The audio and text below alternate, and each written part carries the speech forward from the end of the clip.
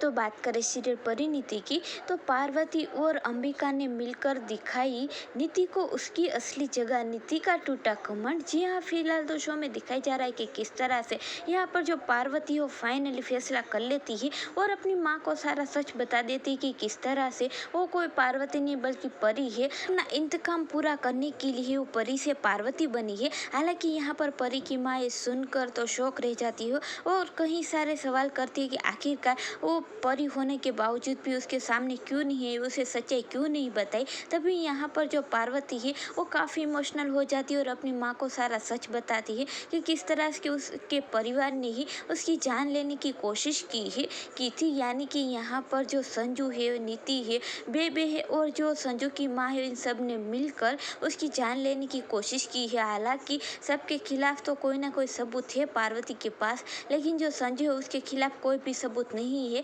लेकिन यहाँ पर पार्वती अपनी माँ से वादा करती है कि बहुत जल्द एक एक से चुन चुन कर वो अपना बदला पूरा करेगी। और किस तरह से नीति ने उसे बर्बाद किया, उसके बच्चे को छीना, उसके पति को छीना है, उसी तरह से वो धीरे धीरे करके नीति से भी सब कुछ छीन लेगी। क्योंकि यहाँ पर फिलहाल तो जो बाजवा हाउस है वो तो पार्वती के नाम हो ही चुका है। हालांकि दूसरी तरफ नीति तो इसी वहम में है कि पार्वती उसकी बेस्ट फ्रेंड है और हमेशा उसकी मदद ही करेगी। लेकिन बहुत जल्द पार्वती अपना असली चेहरा नीति के सामने रखेगी और अपना इंतकाम पूरा करती नजर आएगी। क्योंकि यहाँ पर बाजवा हाउस अपने नाम करने के बाद जो परी है यानी कि पार्वती है उसका बिहेवियर बिल्कुल भी बदल जाएगा और नीति को नौकरानी की तरह ट्रीट करेगी और बहुत जल्द बेइज्जत करके घर से निकालने की कोशिश करती हुई भी नजर आएगी। तो यहाँ पर कहीं ना कहीं नीति का घमंड भी तोड़ेगी। तो क्या आप भी चाहते हो कि पार्वती के सामने सच आ जाए कि जो संजू है वो बेगुनाह है और नीति का ही वो एक प्लान था परी के सामने